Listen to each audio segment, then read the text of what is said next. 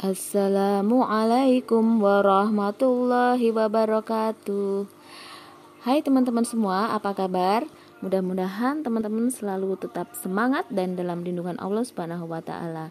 Teman-teman, kita bertemu kembali di pembelajaran tematik 6A, yaitu selamatkan makhluk hidup, subtema kedua. Nah, teman-teman, sebelum mulai pembelajaran, silahkan teman-teman berdoa terlebih dahulu dan kemudian simaklah apa yang dijelaskan pada video berikut ini. Pertama adalah PPKN, yaitu nilai-nilai Pancasila. Berikut ini adalah contoh pelaksanaan sila keempat. Yang pertama adalah tidak memaksakan keinginan. Yang kedua, melakukan musyawarah. Yang ketiga adalah mengutamakan kepentingan orang banyak. Yang keempat adalah menjalankan keputusan yang telah disepakati bersama.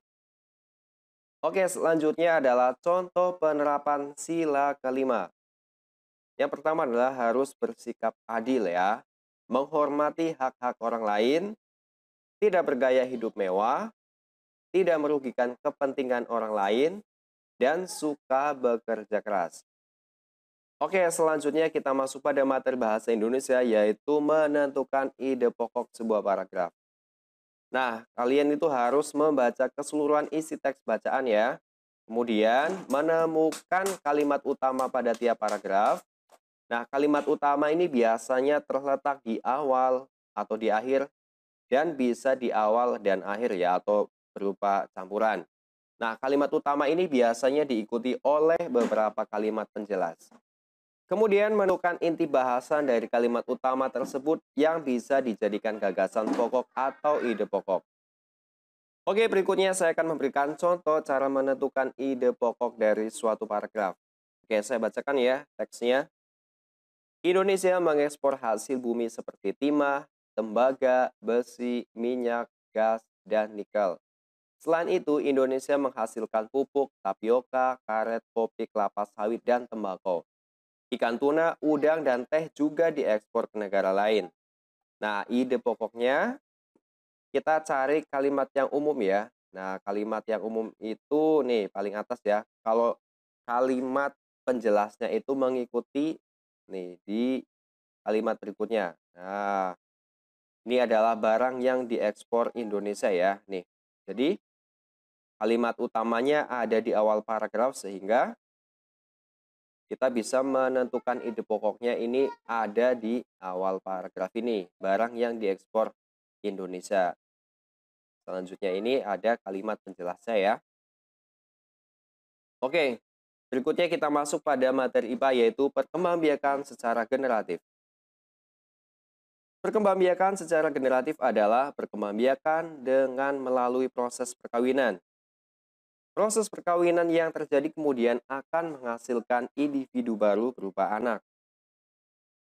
Nah, perkembangbiakan hewan secara generatif dapat dibedakan menjadi tiga, yaitu bertelur atau yang disebut ovipar, melahirkan atau vivipar, dan yang ketiga adalah bertelur melahirkan atau yang biasa disebut dengan ovovivipar. Oke, selanjutnya kita masuk pada hewan bertelur atau ovipar. Cara berkembangbiak dengan bertelur disebut dengan ovipar. Ovipar ini berasal dari kata ovum yang berarti telur.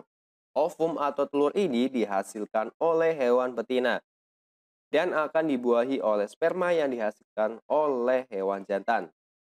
Nah, contoh ovipar ini adalah ada bangsa unggas ya, atau seperti burung dan sebagainya. Ada ikan, katak atau amfibi, kemudian ada penyu dan serangga. Bisa dilihat pada gambar ya. Oke, ciri-ciri ovipar. Yang pertama adalah janin tumbuh relatif lebih cepat ya. Kemudian bentuk tubuh anak umumnya itu sama dengan bentuk tubuh induknya. Kemudian tidak mempunyai daun telinga. Kemudian tidak mempunyai kelenjar susu. Kemudian yang kelima adalah tidak menyusui anaknya. Oke, kemudian kita masuk pada hewan yang melahirkan atau vivipar.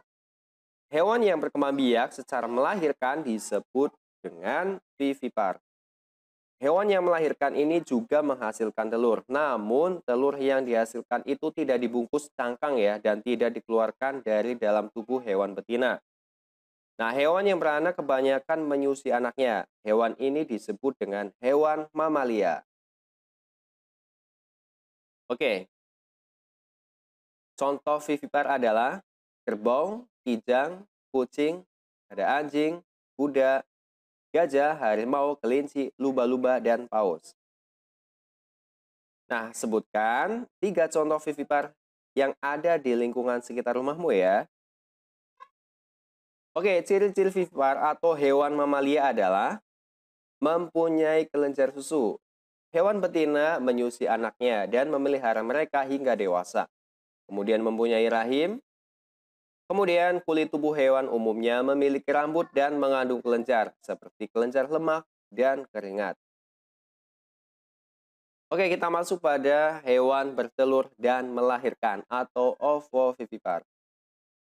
Hewan yang berkembang biak secara bertelur dan melahirkan disebut dengan ovovivipar. Telur yang sudah dibuahi menetas di dalam tubuh hewan betina dan keluar sudah dalam bentuk bayi. Hewan tersebut tampak seolah-olah melahirkan anak, tetapi sebenarnya hewan tersebut mengandung calon anaknya dalam bentuk telur. Contoh ovovivipar adalah ada hiu, kadal, ikan pari, ular sanca atau buah, dan piton. Oke, berikutnya kita masuk pada pelajaran IPS, yaitu potensi ekonomi negara-negara anggota ASEAN. Yang pertama adalah Brunei Darussalam. Negara ini terkenal dengan kekuatan sumber daya alam berupa minyak bumi dan gas alamnya. Brunei menjadi negara di Asia Tenggara yang memiliki pendapatan per kapita tertinggi karena gas alamnya. Kemudian adalah Filipina. Filipina adalah sebuah negara kepulauan yang mata pencaharian sebagian besar itu adalah di bidang pertanian. Oke, selanjutnya adalah Indonesia. Sebagai negara kepulauan terbesar di kawasan ini atau di kawasan ASEAN, Indonesia memiliki ragam sumber daya alam yang sangat kaya. Keindahan alam Indonesia pun merupakan daya tarik yang menjadi sumber devisa negara dari sektor pariwisata. Oke, selanjutnya ada Kamboja. Di daerah di sekitar Sungai Mekong merupakan daerah yang subur. Mata pencaharian penduduk Kamboja adalah pertanian. Hasil pertanian Kamboja yang terbesar adalah padi dan karet. Selanjutnya adalah Laos. Negara ini dilewati oleh aliran Sungai Mekong. Sama seperti di Kamboja, kekuatan pertanian banyak dilakukan di sepanjang aliran sungai ini. Sebagian besar hasil pertaniannya dinikmati oleh masyarakat Laos.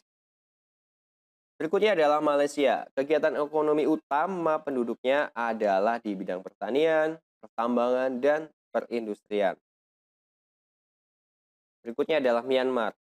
Mata pencaharian utama penduduk Myanmar adalah pertanian, perkebunan, dan pertambangan. Padi merupakan hasil utama dari pertanian yang ada di sana. Myanmar merupakan salah satu negara penghasil padi terbesar di Asia Tenggara. Kemudian Singapura. Singapura merupakan negara paling maju di kawasan ASEAN. Letak Singapura ini sangat strategis. Saat ini, Singapura menjadi negara transit yang teramai di Asia. Berikutnya adalah Thailand. Thailand ini sering disebut sebagai lumbung padi di Asia Tenggara. Padi memang merupakan hasil pertanian terbesar dari negara ini. Selain itu, perkebunan, kehutanan, pertambangan, dan industri juga merupakan kegiatan ekonomi penduduk Thailand. Berikutnya adalah Vietnam. Setelah pulih dari Perang Vietnam, negara ini mulai berkembang di berbagai sektor perekonomiannya. Pariwisata dan turisme mendukung perkembangan ekonomi. Selanjutnya adalah kegiatan ekonomi negara-negara ASEAN. Indonesia mengekspor hasil bumi seperti timah, tembaga, besi, minyak bumi, gas, dan nikel. Selain itu, Indonesia menghasilkan pupuk, tapioka, karet, kopi, kelapa sawit, dan tembakau. Kemudian ada ikan tuna, udang, dan teh juga diekspor ke negara lain. Selanjutnya adalah Brunei Darussalam, terkenal sebagai pengekspor minyak mentah, gas alam, dan produk minyak. Penduduk masyarakat Malaysia bermata pencaharian dalam bidang pertanian, pertambangan, dan perindustrian. Pertambangannya adalah menghasilkan biji timah terbesar di dunia. Selanjutnya adalah Singapura. Ini mengekspor mesin dan alat transportasi, alat elektronik, dan barang-barang konsumsi. Singapura termasuk negara Asia Tenggara yang berpendapatan paling tinggi. Kemudian Thailand. Thailand ini merupakan penghasil beras terbesar di Asia dan tiga sedunia. Dijuluki sebagai negeri gajah putih, negara seribu pagoda, dan negara lumbung padi ASEAN. Selanjutnya adalah mata pencaharian penduduk Filipina ini adalah pertanian, pertambangan, dan industri. Komoditas ekspor Filipina terdiri atas gula, kopra, dan biji tembaga. Oke, perekonomian sebagian besar penduduk Vietnam adalah pertanian. Padi merupakan hasil utama pertanian di Vietnam. Selanjutnya kita masuk ke Kamboja. Sebagian besar penghidupan penduduk Kamboja di sektor pertanian. Selanjutnya ke Laos. Rakyat Laos hidup di sektor pertanian yang menghasilkan beras, jagung, tembakau, jeruk, dan kopi. Kemudian komoditas perdagangan Myanmar meliputi kayu ya, terutama ini kayu jati, kemudian beras, pupuk, dan berbagai barang kerajinan lainnya. Oke, yang terakhir ini adalah materi SBDP yaitu jenis patung. Jenis patung berdasarkan perwujudan atau bentuknya. Ini ada patung figuratif ya, atau realis atau representatif. Nah, berarti patung yang merupakan tiruan dari bentuk alam ya, seperti manusia, binatang, dan tumbuhan. Kemudian contohnya adalah ada patung pahlawan, patung macan, patung ayam, patung burung, ya, patung buah-buahan, patung hewan, dan lain sebagainya. Oke, patung non-figuratif atau imajinatif atau non-representatif adalah patung yang tidak meniru alam ya, terlepas dari wujud-wujud tiruan yang ada di alam. Nah, contohnya adalah patung abstrak geometris ya, patung berupa bentuk silinder, runcing, sebagai simbol bambu runcing. Demikian tadi pembelajaran tematik hari ini. Semoga teman-teman semua paham ya. Berinda akhiri, wassalamualaikum warahmatullahi wabarakatuh.